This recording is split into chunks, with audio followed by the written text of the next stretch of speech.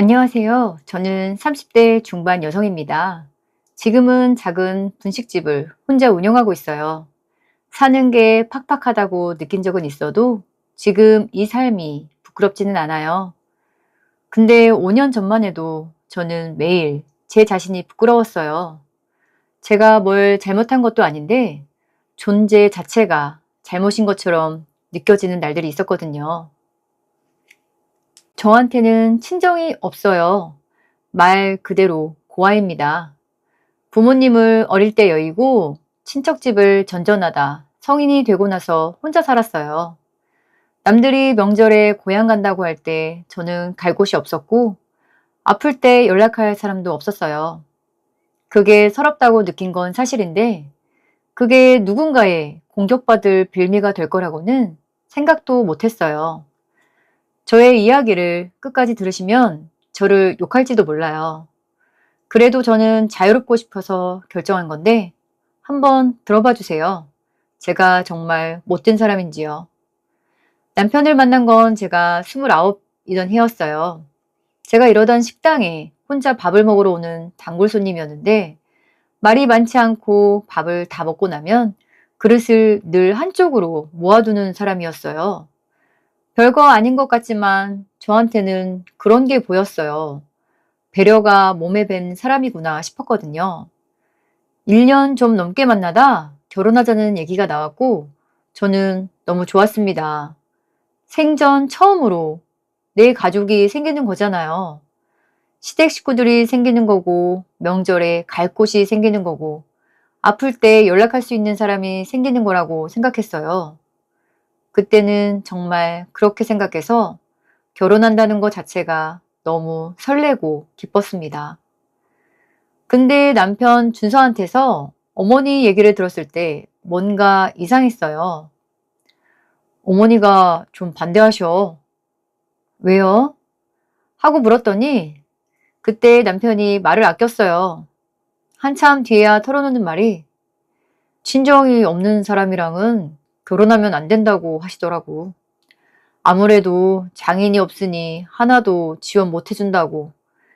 기댈 곳 하나 없는 결혼은 힘들려고 말이야. 그 말이 귀에 박혔어요. 친정이 없는 사람. 그건 내가 선택한 게 아닌데 내가 어떻게 할 수가 없는 건데 그게 결혼 자격을 따지는 기준이 된다는 게 그때는 이해가 안 됐어요. 그날 밤 혼자 울었죠. 억울해서요. 혼자였고 부모님 없이 친척집을 전전하다 보니 꿈은 그냥 평범한 가정을 꾸리는 거였거든요. 단란한 가정 만들어서 밥하고 아이들 키우면서 그렇게 남들처럼 평범하게 살고 싶었는데 저한테는 그게 그렇게 힘든 일이더라고요. 준서는 괜찮다고 했어요. 어머니가 원래 말이 세도 마음은 여린 분이라고요. 시간이 지나면 달라지실 거라고요. 저는 그 말을 믿기로 했죠. 믿어야 앞으로 나아갈 수 있었으니까요. 제가 바꿀 수 있는 일이 아니니까요. 남편이 밀어붙여서 결국엔 결혼을 하게 됐어요. 결혼식은 조촐했습니다. 제 쪽에 가족이 없으니 양쪽 다 지인들 초대 없이 작게 올리는 결혼식으로 했어요. 시어머니는 식장에 오셨는데 끝까지 한 번도 웃지 않으셨습니다. 사진을 찍을 때도 카메라를 제대로 보지 않으셨고 식이 끝나고 나서도 저한테는 말 한마디 없이 먼저 나가셨죠. 저는 하얀 드레스를 입고 그 뒷모습을 그냥 바라봤어요. 내가 잘하면 되겠지. 내가 열심히 하면 마음이 열리실 거야. 그렇게 호기롭게 생각했어요. 시댁은 버스로 1시간 거리였어요. 결혼하고 2달쯤 됐을 때 시할아버지 기일이라고 연락이 왔죠. 시어머니가 직접 전화하셨는데 내일 6시 전에 와. 전 부쳐야 하니까. 준서는 일찍 안 와도 된다. 그 말이 좀 이상하다고 느꼈어요. 제사인데 왜 남편은 안 오고 저만 일찍 오라고 하시는지. 근데 뭐라고 할 수가 없었어요. 새 며느리가 첫 제사부터 뭘 따지냐는 소리를 들을 것 같아서요. 엄마 아빠 없는 티난다고 할까 봐요. 다음날 새벽 5시에 일어나 버스를 탔습니다. 시댁 부엌에 도착하니 어머니는 재료만 꺼내놓고 방으로 들어가셨어요. 저 혼자 동태전을 부치고 호박전과 녹두전을 부쳤죠. 기름이 튀어 손등에 닿았고 연기에 눈이 따가웠어요. 9시가 넘어서야 상이 차려졌고 저는 그제야 싱크대에 기대 물 한 잔 마셨죠. 그게 그때 저의 신혼살림 시작이었습니다. 그게 5년의 시작이었어요. 그리고 그 5년이 어떤 시간이 될지 그때 저는 정말 몰랐습니다. 결혼하고 나서 처음 1년은 시어머니의 공격이 저한테 집중됐어요. 남편한테는 아무 말씀도 안 하셨죠. 오히려 아들한테는 준서야, 밥은 먹었어? 힘들지 않아? 하고 챙기시면서 저한테는 눈도 잘 안 맞춰주셨어요. 제가 인사를 드려도 짧게 받으시거나 아예 다른 데를 보시거나 처음엔 제가 뭔가 잘못한 게 있나 싶어서 더 열심히 했어요. 더 일찍 가고 더 많이 가고 더 싹싹하게 굴려고 노력했죠. 그런데 그럴수록 시어머니는 당연하게 받으셨어요. 고맙다는 말은 한 번도 없으셨고 저도 쳐다보는 둥 마는 둥 하셨죠. 명절마다 제삿날마다 저는 새벽에 혼자 부엌에 섰어요. 시어머니는 지시만 하셨죠. 이건 이렇게 해야 된다. 저는 얇게 붙여야 하고 그건 그렇게 하면 안 되지. 식당 일 했다면서 이런 것도 몰라? 식당 일 했다는 게 제 약점이 돼버리고 말았네요. 종업원 출신이니까 이 정도는 해야 한다는 식으로 식당 다니면 당연히 알아서 해야 하는 것처럼 말씀하셨어요. 제가 일한 경험을 당연한 노동의 근거로 쓰셨죠. 저는 그때마다 네, 어머니 하고 대답했어요. 인정받고 싶었나 봐요. 둘째 시동생 부부가 오는 날은 분위기가 완전히 달랐어요. 시어머니가 현관까지 뛰어나가셨죠. 어머, 우리 민재 왔어. 수진아, 많이 힘들지? 어서 들어와. 동서는 늘 빈손으로 왔죠. 시어머니는 그게 당연하다는 듯 아무 말도 안 하셨고요. 저는 갈 때마다 과일이며 반찬이며 챙겨갔는데 받으실 때 한 번도 잘 가져왔다 라는 말이 없으셨죠. 동서가 오면 시어머니는 직접 상을 차리셨어요. 냉장고에 넣어뒀던 한우를 꺼내고 갈비찜을 올리고 저한테는 한 번도 해주신 적이 없던 것들이었죠. 알고 보니 동서는 의사라서 돈도 잘 벌고 인정도 듬뿍 받고 있었죠. 용돈도 두둑히 챙겨들어서 그런지 어머니가 더 챙기셨어요. 무슨 선물이 아니라 용돈 봉투가 컸더라고요. 그러다 결혼하고 2년쯤 지났을 때부터 말이 바뀌었어요. 저한테만 하시던 말씀이 남편한테까지 향하기 시작했죠. 어느 명절 저녁이었어요. 남편이 사업 얘기를 꺼냈다가 잘 안 풀린다고 했어요. 시어머니가 한숨을 푹 쉬시더니 이렇게 말씀하셨죠. 그러게 내가 뭘 했어. 사람을 잘못 만나면 팔자가 꼬인다고. 친정도 없는 애랑 결혼하면 어디서 기댈 데가 있겠냐고. 장인 장모 도움도 못 받고 고아 만나서 평생 이렇게 힘들게 살 거다 너. 엄마 말 안 들은 게 후회될 거야. 남편은 아무 말도 안 했어요. 저도 아무 말도 못했죠. 밥상 앞에 앉아서 숟가락을 쥔 채로 그냥 듣고 있었어요. 귀가 먹먹해지는 느낌이었어요. 눈물이 나올 것 같았는데 나오지도 않았죠. 아들이 잘못해도 결국 다 제 탓이 되는 거였어요. 너무 속상했어요. 바꿀 수가 없었거든요. 그 뒤로 시어머니는 남편한테도 거침없이 말씀하셨어요. 원래 네가 공부를 못하더니 사람 보는 눈도 그렇게 없더라. 민재는 의대 가더니 의사 며느리 데려왔잖아. 넌 대체 뭘 보고 식당 종업원을 데려온 거야? 민재 반만이라도 따라갔으면 인생 달라졌을 텐데. 동생 보고 배웠으면 좀 좋아. 에휴, 네 팔자 네가 꾼 거지 뭐. 그렇게 결혼하겠다고 고집 피우더니. 그 말을 듣는데 저는 제가 사람이 아닌 것 같았어요. 직업으로, 친정으로, 배경으로 평가받는데 그 일이 이렇게 지독한 일인 줄 몰랐습니다. 잘하면서도 눈칫밥 때문에 빨리 어른이 되고 싶었어요. 그런데 결혼해서까지 이런 대접에 마음이 무너졌죠. 삶의 존재 가치가 없다고 해야 될까요? 내가 왜 이런 소리를 듣고 있나 싶기도 했어요. 아들한테 하는 말이지만 결국에 저한테 화살이 돌아온 거였거든요. 그래도 버텼어요. 남편이 옆에 있었고 언젠가는 달라지실 거라는 말을 아직 놓지 못했어요. 그런데 그 믿음이 완전히 무너진 날이 왔어요. 결혼하고 네 번째 추석이었죠. 그날도 저는 새벽 5시에 일어나 시댁에 갔어요. 혼자 또 전을 부치고 나무를 묻히고 상을 차렸죠. 한낮이 되어 시동생 부부가 도착했고 시어머니는 여느 때처럼 환하게 맞으셨어요.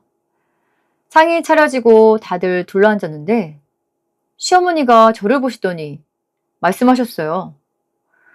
너는 이제부터 부엌 가서 먹어라. 순간 무슨 말인지 이해가 안 됐죠. 네? 여기 앉을 자리 없어. 부엌에 남은 거 있으니까 거기서 먹으라고. 어떻게 꼬박꼬박 겸상을 하니? 네 처지는 네가 잘 알면서. 제가 새벽부터 혼자 만든 음식이 차려진 밥상 앞에서 저는 쫓겨났어요.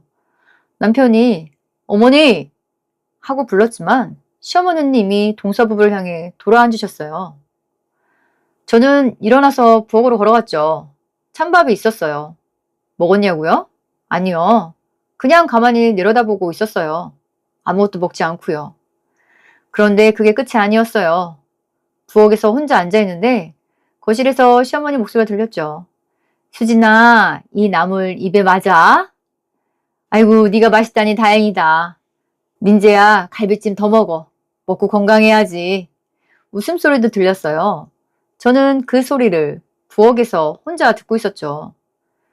새벽 5시부터 제가 만든 음식들이었어요. 전을 부치다 튄 기름이 아직 손등에 남아 있었어요. 얼마나 지났을까요? 남편이 부엌으로 들어왔죠. 아무 말 없이 제 옆에 앉았어요. 저도 아무 말 안 했죠. 여기서 불평, 불만을 늘어놓을 순 없잖아요. 한참 있다 남편이 조용히 말하더라고요. 미안해. 저는 대답하지 않았어요. 미안하다는 말이 그날 너무 작게 들렸거든요. 집에 오는 버스 안에서 남편은 창밖을 봤고 저도 창밖을 봤어요. 아무 말도 꺼내지 않았죠. 뭔가를 꺼내면 무너질 것 같았거든요.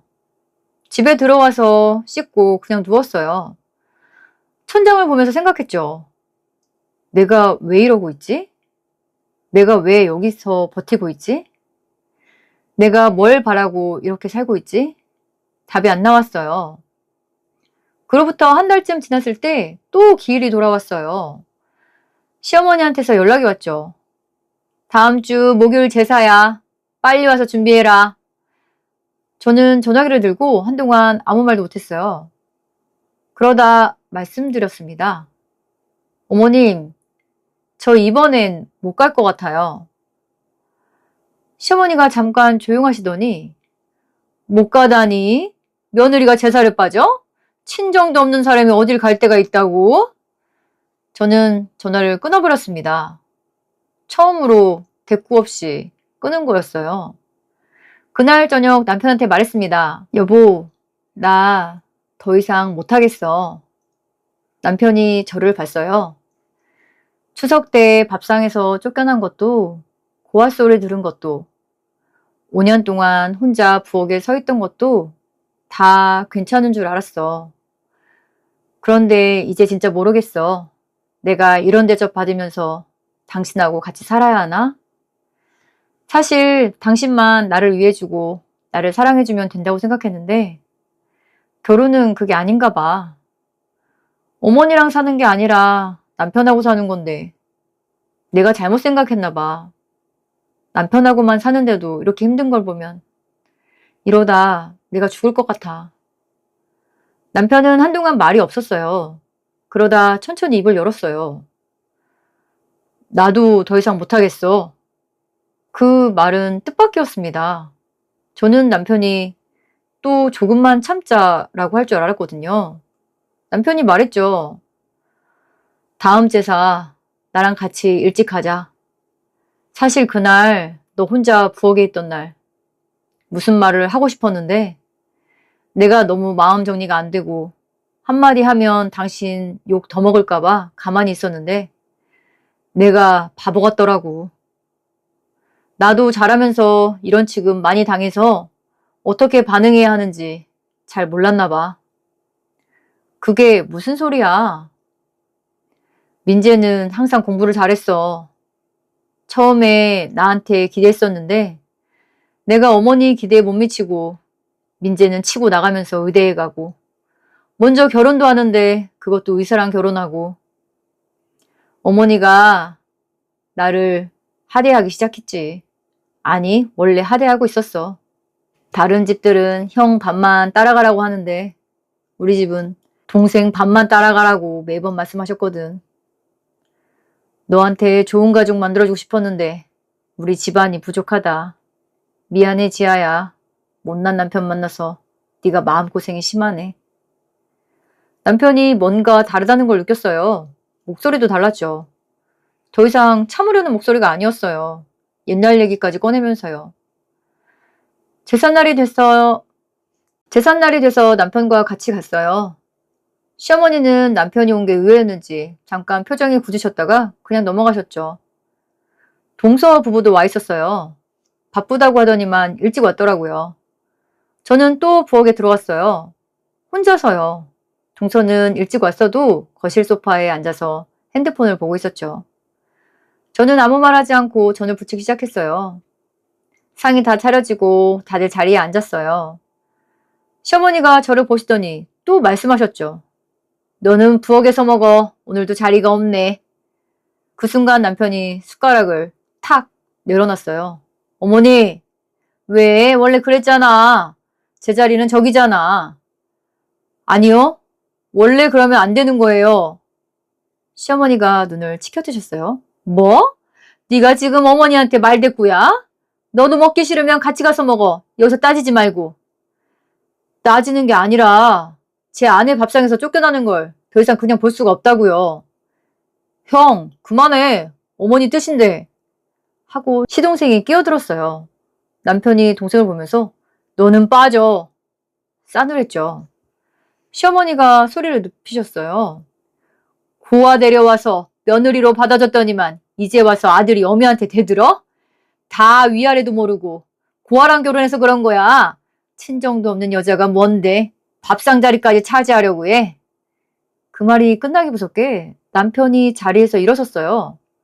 그리고 밥상을 엎었지요. 그릇이 바닥에 쏟아지고 국물이 흘렀어요.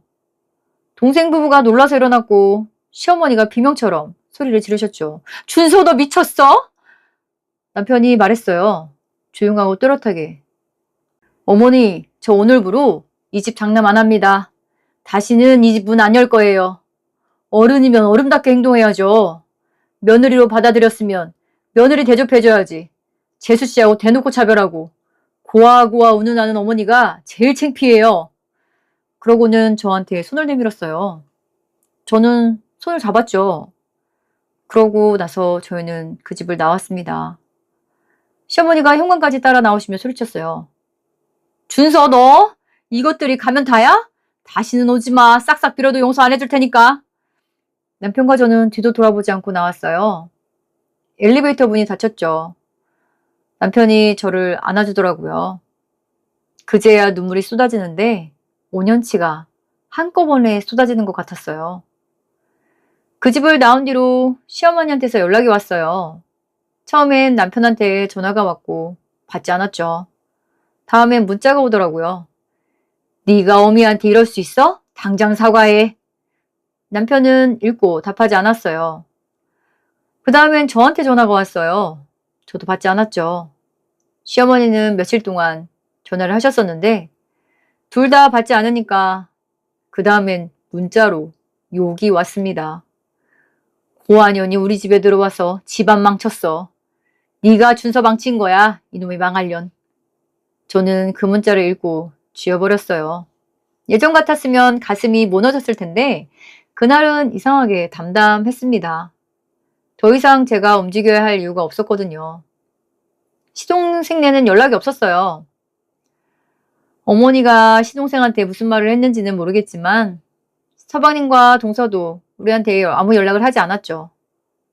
어머니 편이거나 아니면 그냥 모른 척하거나 관심이 없거나 결국 같은 거라고 생각했어요.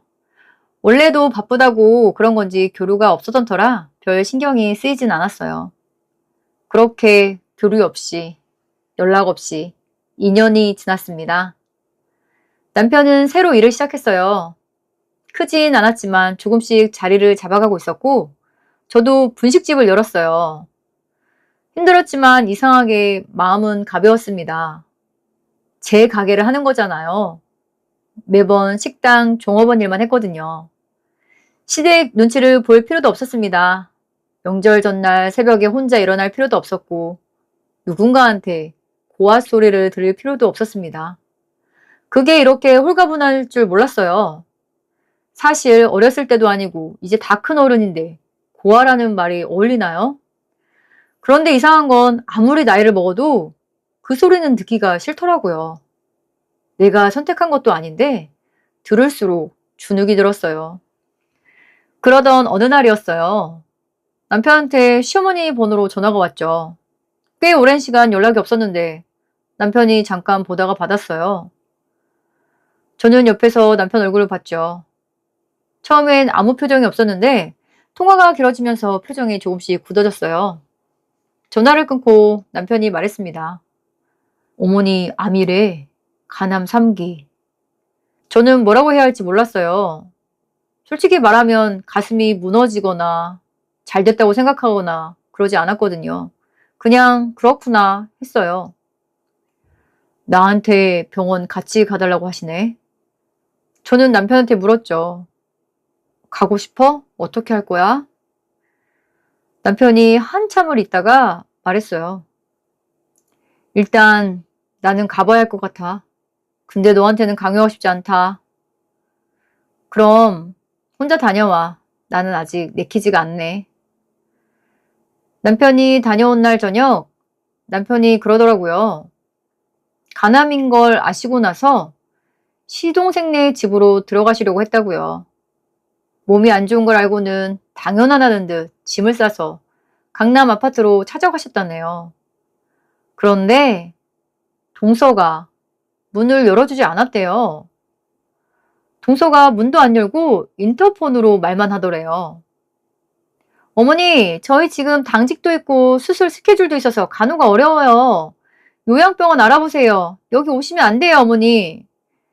그러면서 문 사이로 요양병원 팸플릿을 내밀었다고 하더라고요. 시어머니가 수진아, 문 좀 열어봐. 나 아프다니까? 간암이래, 간암. 니네는 의사잖아. 의사 옆에 있어야 안심이 되지. 어머니, 저희가 의사라고 어머니를 돌볼 형편은 안 돼요. 어머니, 그냥 어머니 돌볼 수 있는 병원으로 가시는 게 나아요. 하고 인터폰을 끊었대요. 남편한테 그 얘기를 들으면서 저는 아무 말도 못했어요. 그 팸플릿 한 장, 그렇게 떠받들던 아들 며느리한테서 받은 게 그거였어요.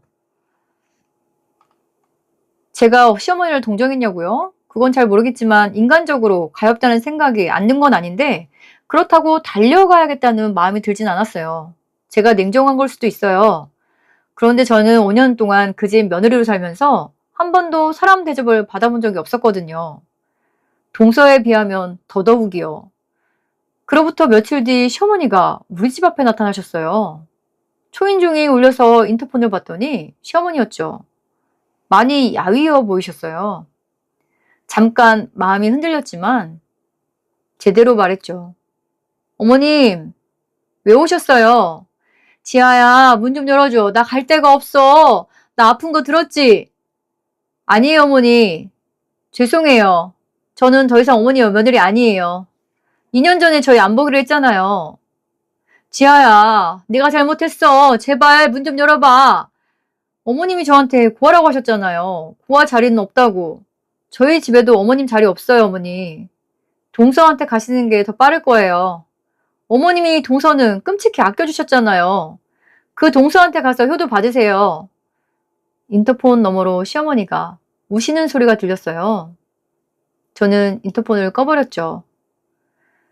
시어머니는 결국 그 요양병원 팸플릿이 가리키는 곳으로 들어가셨어요. 시동생 부부한테도 외면받고 우리한테도 문이 닫히고 나서 스스로 발걸음을 돌리신 거예요. 남편한테 마지막으로 전화가 한 통 왔었어요. 나 요양원 들어간다. 네. 남편은 짧게 대답했죠. 그게 끝이었어요. 저는 그 통화를 옆에서 들으면서 복잡하진 않았어요, 마음이. 어머님은 어머니가 선택한 삶을 사시는 거라고 생각했죠. 아무리 부모 자식 간이라고 해도 지킬 선이 있고 존중해줘야 할 하나의 인격체인데 너무 차별하신 거죠. 차별을 넘어서 하나의 인격체로 대우해주지 않으셨죠. 앞날이 어떻게 될 줄도 모르고요. 결국 어머님은 당신이 선택한 것들이 결국 당신이 서 있는 자리를 만든 것 같아요. 사람 일은 참 몰라요. 그렇게 둘째를 챙겼는데도 어려운 일이 닥쳐야 진정 자기를 아껴주는 사람이 누구인지가 드러나나 봐요. 잘 되고 있을 때, 잘 나갈 때는 아무 문제 없어 보이죠. 어려움이 오고 시련이 와야 누가 진짜 친구인지 가려진다잖아요. 가족도 마찬가지인 것 같아요. 사람은 어려운 일을 겪을 때 옆에 있어주는 사람이 찐이라는데 그런 면에서 어머님 옆에는 아무도 안 남은 거죠. 지금 저는 분식집을 운영한 지 2년이 됐어요. 크지 않은 가게지만 단골이 생겼고 매달 조금씩 자리를 잡아가고 있죠. 아직 넉넉하진 않아요. 그런데 이상하게 지금이 제 인생에서 가장 마음이 편한 시간이에요. 새벽 5시에 눈이 떠지면 이제는 부엌으로 가는 게 아니라 그냥 뒤척이다 다시 잠들어요. 그게 얼마나 소중한 건지 겪어보지 않은 사람은 모를 거예요. 무엇보다 몸이 힘든 것보다 마음이 힘든 게 요즘 세상이 많잖아요. 마음이 힘들어 우울증에 걸리지 않는 것만으로도 다행이라고 생각하면서 살고 있어요. 가끔 그 시간들이 떠올라요. 혼자 전을 부치던 부엌, 찬밥을 내려다보던 명절, 고아 소리를 들으면서 숟가락을 쥐고 있던 밥상, 그 기억들이 사라지진 않아요. 근데 이제는 그게 저를 흔들지도 않죠. 그 시간들이 저를 무너뜨리지 못했다는 걸 제가 알고 있거든요. 저는 이 이야기를 하면서 시어머니를 원망하려는 게 아니에요. 다만 한 가지는 말하고 싶어요. 사람을 대할 때 그 사람의 배경이나 직업이나 친정이 있고 없고로 값을 매기는 건 언젠가 반드시 자기한테 돌아온다는 거예요. 누구나 나이는 먹고 시간은 흘러가니까요. 시어머니가 가장 믿었던 아들 며느리한테 팸플릿 한 장을 받던 날, 그게 그분이 그동안 사람을 대해온 방식의 결과였어요. 어렸을 때는 고아라는 게 너무 싫었어요. 내가 선택하지도 않는 삶을 살아가야 한다는 거. 평범함에서 멀어져서 손가락질 받아야 한다는 게 너무 싫었죠. 요즘은 생각해요. 나이가 들어서 자녀들도 멀리하는 혼자 사는 삶을 살게 되면 어쩌나 하는 거요. 부디 여러분은 사랑도 많이 주고 많이 받는 삶을 살아가시기 바랍니다. 저는 고아예요. 근데 저한테는 지금까지 제 곁을 지켜주고 있는 남편이 있고 제 손으로 일군 가게가 있어요. 그리고 제 뱃속에는 작은 아이가 꿈틀거리고 있답니다. 매일 아침 눈을 뜨면 오늘 하루를 살아갈 이유가 생겼어요. 그걸로 충분합니다. 긴 이야기를 끝까지 들어주셔서 감사하고 오늘도 모두 행복하세요.